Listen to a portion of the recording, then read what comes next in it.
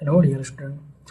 आज हम पढ़ने जा रहे हैं pharmaceutics first liquid dosage form. Liquid dosage form ऐसा नीड क्यों पड़ी हमें लिक्विड डोजेस फॉर्म बनाने की, या फिर इसकी ज़रूरत क्या है, होते क्या है, ये सब चीज़ें हम इसमें डिस्कस करेंगे। क्या क्या चीज़ें इसमें होती हैं, तो चलिए बात करते हैं। लिक्विड डोजेस फॉर्म, लिक्विड मतलब जैसा जो लिक्विड फॉर्म में हो, जैसा कि आपको कुछ दिख रहा होगा, कुछ विजुअल्स कि लिक्विड जैसा कुछ ऐसा। तो लिक्विड डोजेस फॉर्म की स्पेशली ज़रूरत क्यों हुई? क्योंकि देखिए कुछ ऐसे पेशेंट होते हैं, कुछ ऐसे चाइल्ड होते हैं, या कुछ ऐसे पर्सन होते हैं जिन्हें टैबलेट खाने में या अदर रूट से देने में प्रॉब्लम होती है। लिक्विड है, इजिली एब्जॉर्ब हो गया और थोड़ा कन्वीनियंट होता है। और एक एक टर्म है हमारे फार्मास्यूटिक्स में कि जैसी हमें नीड होगी हम उस तरीके की डोजेस फॉर्म बनाते हैं। तो जैसे अब लिक्विड की हमें नीड है तो हम लिक्विड डोजेस फॉर्म में बनाएंगे।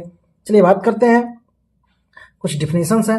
Pharmaceutical liquid dosage form are those preparations that contain a combination of active ingredient और ड्रग एंड एक्सिपिएंट। अब देखिए हमारे जो लिक्विड डोजेज फॉर्म है वो क्या है, एक्टिव इंग्रेडिएंट और ड्रग एंड एक्सिपिएंट का।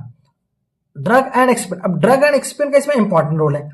हमारा जो ड्रग एंड एक्सिपिएंट है वो जिस फॉर्म में होगा, हमारा जो प्रिपरेशन है वो उसी फॉर्म में रहेगा।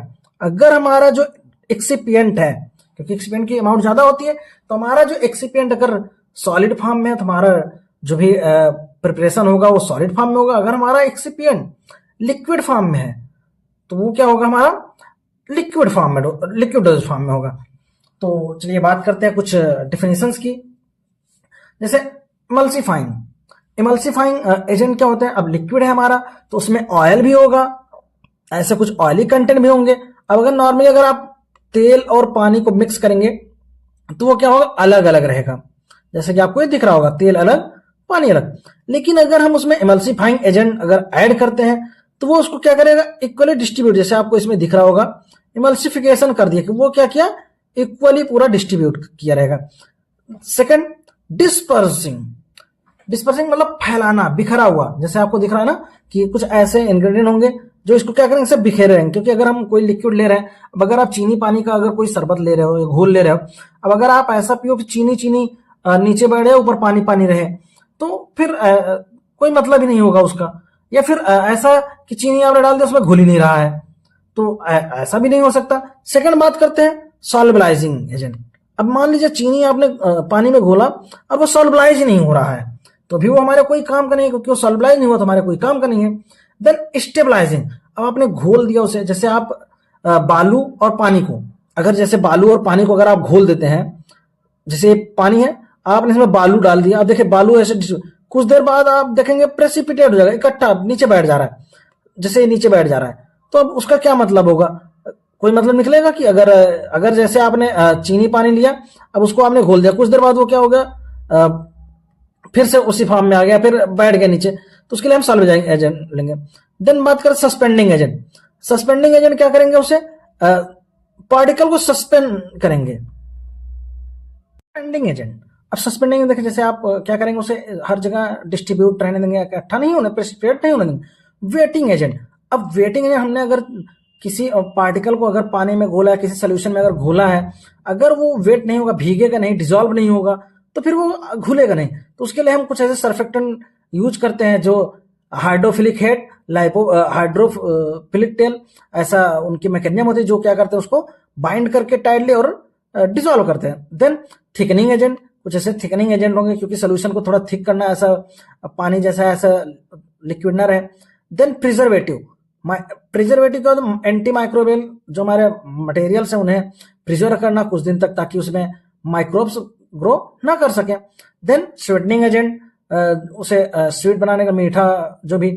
फ्लेवरिंग एजेंट, उसे में फ्लेवर ऐड करने, जैसे वेनिला, मिंट, ये सारे जो भी कुछ फ्लेवर्स हैं उसमें ऐड करते हैं। कलरिंग एजेंट, जैसे हम नेचुरल कलर, डाई, जो भी चीजें उसमें हम कलर के लिए यूज करते हैं। देन अब बात करते हैं liquid dosage form. Liquid dosage form है क्या? लिक्विड डोजेज फॉर्म एक highly absorption of medicine drug, rapid onset. ये क्या होता है, अब अगर कोई चीजें आपको पीनी है, खानी है, आप घोल के पियोगे तुरंत आपके बॉडी में क्या होगा, एब्जॉर्ब हो जाएगा, क्योंकि वो पहले से घुला है, उसके मॉलिक्यूल्स टूटे हुए हैं, ब्रेक हुए हैं, बस वो तुरंत क्या हो जाएंगे, डिजॉल्व हो जाएंगे। तो इसमें दो कंडीशन होती है, एक होता है सॉल्यूट, एक होता है सॉल्वेंट। एक जिसमें हम डिजॉल्व करेंगे और एक जिस मीडियम में हम क्या करेंगे, डिजॉल्व करेंगे। तो एक हमारा कंपोनेंट दैट डिजॉल्व, जो कंपोनेंट डिजॉल्व होगा, और मीडियम जिसमें हम उसको क्या करेंगे, डिजॉल्व करेंगे। अब कुछ हमारे लिक्विड जैसे solution, syrup, suspension, elixir, emulsion, tincture, gargles, mouth wash, lotion, liniments, nasal drop, eye drop और थ्रॉट पेंट्स, ये सारे हमारे कुछ फार्मास्यूटिकल लिक्विड फॉर्म है। देन अब बात करते हैं इसके एडवांटेज की, आखिर इसमें फायदा क्या है, इस डोजेज फॉर्म बनाने का हमें फायदा क्या है, कुछ तो फायदा होगा बनाने का। तो हम बात करते हैं इसमें डोजेज एडवांटेज की। जैसे ये क्या है, हमारे बच्चों के लिए, बूढ़ों के लिए पीने में ज्यादा इजी है, बच्चों को आप जस्ट पकड़े ऐसे उनको पिला दिए जो भी। देन जल्दी एब्जॉर्ब हो, क्योंकि ये अब लिक्विड फॉर्म में है, तो ये क्या होगा, जल्दी एब्जॉर्ब हो जाएगा जिस एक्शन पे एब्जॉर्ब होना है। और इसका सोल्यूशन जो है क्या हो, यूनिफॉर्मली डिस्ट्रीब्यूट होगा, हर जगह इक्वल डिस्ट्रीब्यूट होगा, कि वो इजिली क्या हो सके, एब्जॉर्ब हो सके। या फिर हमें स्किन पर अप्लाई करना है तो इजिली हम उसको क्या कर सकते हैं, उस पर एब्जॉर्ब हो जाएगा और इजिली हम यूज कर सकते हैं। देन ये गैस्ट्रिक इरिटेशन नहीं करेगा, टैबलेट है, अगर हाई डोज में है तो एब्जॉर्ब होने में प्रॉब्लम, लिक्विड में है तो हमने पिया, जस्ट वो क्या होगा, एब्जॉर्ब हो जाएगा। और मैन्युफैक्चरिंग के लिए भी हमें ज्यादा चीजें की नीड नहीं होती है, जल्दी यूजली क्या होता है, अवेलेबल हो जाता है। देन बात करते हैं डिसएडवांटेज। अब डिसएडवांटेज आपको पता भी है, किसी चीज का अगर एडवांटेज है तो उसका डिसएडवांटेज होगा ही। जैसे ले जा रहे हैं, लिक्विड है, ब्रेक हुआ, टूट गया, गिर गया, या फिर उसकी पोटेंसी कुछ दिन बाद हाफ लाइफ, या फिर ओपन ऐसे रखा हुआ है तो फिर उसकी एफिशिएंसी थोड़ा कम हो जाती है, या फिर माइक्रोब्स कंटामिनेशन हो गया, क्योंकि प्रिजर्वेटिव रिक्वायर्ड है लेकिन अब नहीं ऐड है, तो फिर उसमें कुछ चीजें हो सकती हैं। और उसको मेजर करने के लिए केयरफुल होना चाहिए, कितना भी हम ले लिए, 10 ml लेना है तो हम 20 ml ले लिए, स्पेशली हैंडल की रिक्वायरमेंट होती है। और उसको पीने से पहले सेक करना पड़ता है, कि ताकि वो जो भी पार्टिकल है इजिली क्या हो जाए, आपस में घुल जाए। देखिए कुछ, अब हम बात करते हैं क्लासिफिकेशन की। ये हमारा है लिक्विड डोजेज फॉर्म। अब बात करते हैं मोनोफेजिक और बाइफेजिक, दो टाइप होता है। मोनोफेजिक मतलब एक जैसा, जैसे आपको दिख रहा है कंटेनर में, एक जैसा रहे, और इसमें भी हमारे एक्वस और नॉन एक्वस होते हैं। अब बाइफेजिक में सस्पेंशन और इमल्सन। बाइफेजिक जैसे कि दो फेज, एक हमारा ऑयल का फेज होगा, एक हमारा होगा वाटर का फेज होगा। इसमें हमारे दो फेज होंगे, एक ऑयल और एक वाटर। सेम वही चीजें, classified into two categories, monophasic, biphasic. Monophasic में क्या होगा, हमारा एक्वस में आएगा हमारा syrup, elixir, drop, solution, aromatic, linctures. Non aqueous में lotion, liniment, gargle, mouth wash, eye drop, ear drop, nasal drop, ये सारे। देन बाइफेजिक में ओरल, एक्सटर्नल, पेरेंटल, ऑप्थेल्मिक, कुछ प्रिपरेशंस है, सस्पेंशन भी ओरल, एक्सटर्नल, पेरेंटल, ये सारे हमारे फार्मास्यूटिकल प्रिपरेशंस है। अब बात करते हैं कि excipient used in formulation of liquid dosage form. कौन कौन से एक्सिपिएंट हम यूज करेंगे, उसकी क्या प्रॉपर्टीज होनी चाहिए।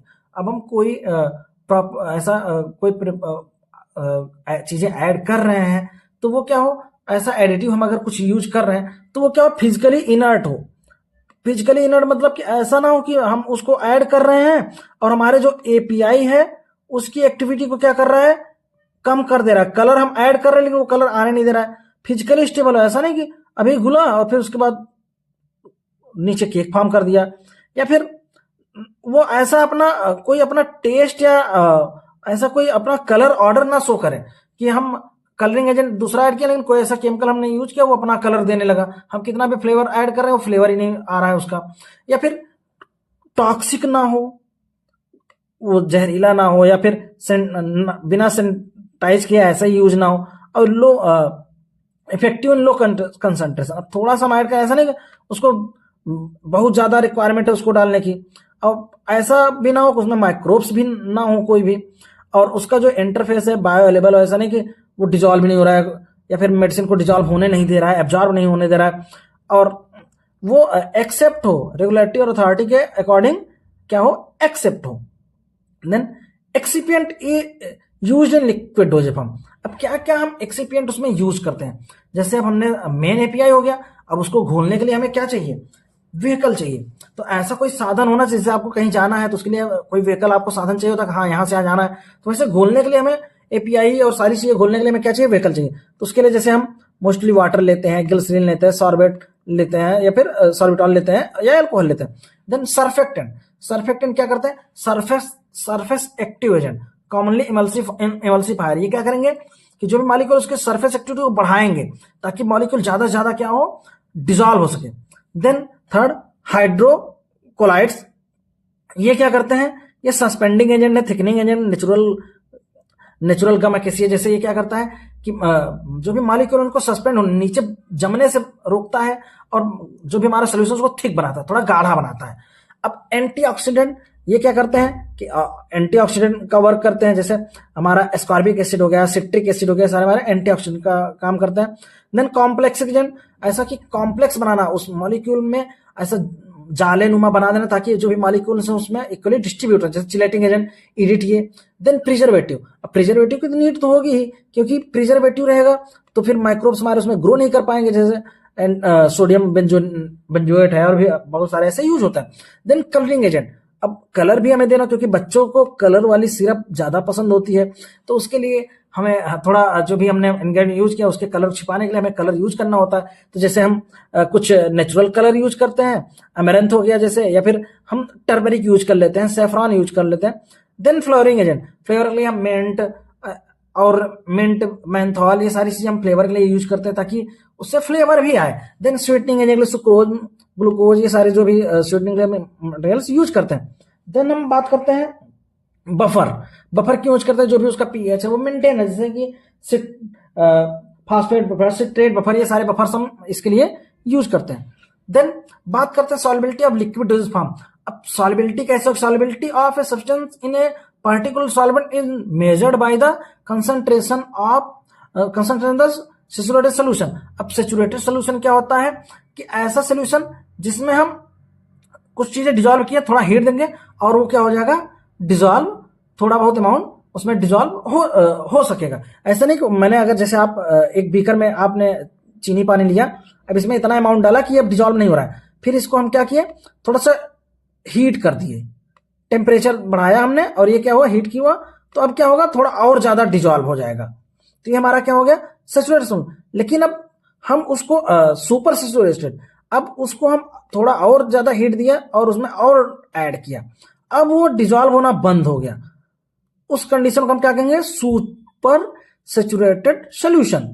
अब बात करते हैं कि सॉल्युबिलिटी एनहांसमेंट टेक्निक, हम सॉल्युबिलिटी को एनहांस कैसे करें, क्योंकि हमें बहुत सारे चीजें ऐड करनी है उसमें, तो उसको एनहांस करने के लिए हमें कुछ चीजें ऐड करनी होगी। जैसे हम ऐड करेंगे को सॉल्वेंट, कुछ को सॉल्वेंट यूज करेंगे। ये क्या करेंगे कि increase the polarity of the solvent, solvent की पोलरिटी को इंक्रीज करेंगे। जब पोलरिटी बढ़ेगी, पोलर बढ़ेगा, जितना ज्यादा पोलर होगा उतना ज्यादा उसकी सॉल्युबिलिटी होगी। तो जैसे प्रोपाइलिन ग्लाइकोल, एथेनॉल, ये सारे क्या करते हैं, उसकी सॉल्युबिलिटी को इंक्रीज करेंगे। माइक्रोनाइजेशन, माइक्रोनाइजेशन क्या होता है कि हम सरफेस एरिया को क्या करेंगे, जितना ज्यादा सरफेस एरिया होगा उतना ही ज्यादा हमारा मॉलिक्यूल क्या होगा, डिजॉल्व होगा। तो हम क्या करेंगे, सरफेस साइज को हम क्या करेंगे, रिड्यूस करेंगे, साइज को हम क्या करेंगे, रिड्यूस करेंगे, जिससे हमारा क्या होगा, सरफेस एरिया इंक्रीज होगा। देन सर्फेक्टेंट, सर्फेक्टेंट क्या होता है, सरफेस एक्टिव एजेंट, जो भी मॉलिक्यूल उसके सरफेस को इंक्रीज करेगा। जब इंक्रीज करेगा तो हमारी सॉल्युबिलिटी क्या होगी, और ज्यादा होगी। देन कॉम्प्लेक्सिंग एजेंट, जैसे कि अभी आपने पढ़ा ईडीटी, ये क्या करते हैं, कॉम्प्लेक्स फॉर्म करेंगे। जैसे मकड़ी का जाला होता है, उसमें अगर कोई इंसेक्ट अगर फंस जाता है तो निकल नहीं पाता है, तो ऐसे ही हमारे जो भी ये मॉलिक्यूल है वो क्या करेंगे, कॉम्प्लेक्स बनाएंगे, ताकि जो मॉलिक्यूल इस, मान लीजिए हमने बीकर में ऐड किया, यहाँ पे जो ट्रैप्ड हो गया जहां पे, तो वहीं पे क्या रहे, डिस्ट्रीब्यूट है, ऐसा नहीं कि आ जाकर नीचे सेटल डाउन हो जाए। तो ये क्या करते हैं, कॉम्प्लेक्स बनाते हैं। Okay, thank you, best of luck.